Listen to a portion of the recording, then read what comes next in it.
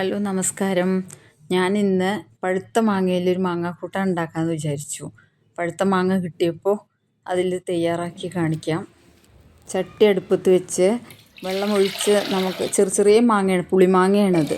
പുളിമാങ്ങയിൽ നല്ല ടേസ്റ്റായിരിക്കും, പെട്ടെന്ന് നമുക്ക് റെഡിയാക്കി എടുക്കുകയും ചെയ്യാം.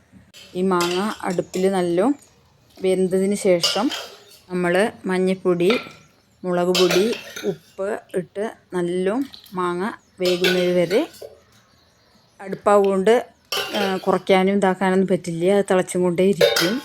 ഉപ്പും ഇടും നമ്മളതിൽ.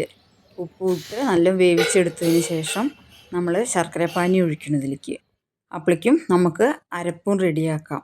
തേങ്ങയിൽ ജീരകം ഇട്ടിട്ട് അരച്ചിട്ടാണ് വയ്ക്കുന്നത്. മോരൊഴിച്ചിട്ടും മാങ്ങാക്കൂട്ടാൻ തയ്യാറാക്കാം. അത് ഞാൻ അടുത്ത വീഡിയോയിൽ കാണിക്കാം, മോരൊഴിച്ച് തയ്യാറാക്കുന്നത്. ഇവിടെ ഞങ്ങൾക്കൊക്കെ ഇങ്ങനെയാണ് ഇഷ്ടം. ഇത് നല്ല മധുരമായിരിക്കും, നല്ല ടേസ്റ്റായിരിക്കും. 2 ദിവസമൊക്കെ നമുക്ക് സൂപ്പറായിട്ട് കൂട്ടാം ഈ കൂട്ടാൻ.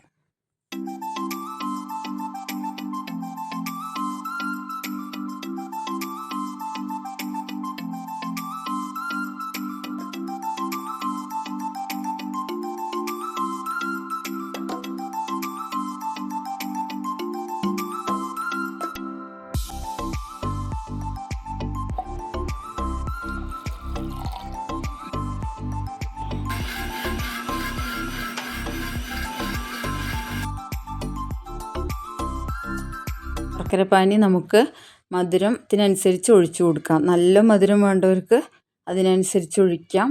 അപ്പോൾ ഉപ്പും മധുരവും എല്ലാം കൂടെ കൂടിയിട്ടുള്ള നല്ലൊരു രുചിയായിരിക്കും ഇതിന്. അരച്ചു വെച്ചിരിക്കുന്ന തേങ്ങ നമുക്ക് ഇതിലേക്ക് പകരാം. നല്ല കൊതിക്ക വിട്ട് നല്ല കുറുകി വരും. ഈ ചട്ടിയിൽ നമ്മൾ വെച്ചാൽ തന്നെ കൂട്ടാൻ എടുക്കുന്ന സമയത്ത് നല്ല തിക്കായിരിക്കും.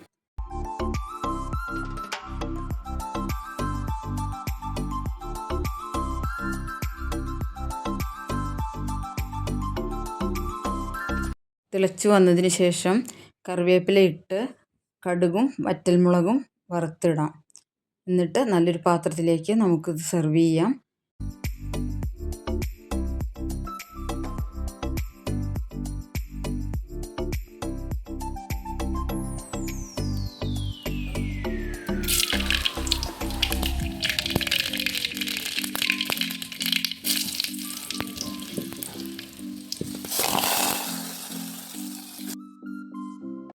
മാങ്ങ കൂട്ടാൻ തയ്യാറായി കഴിഞ്ഞു.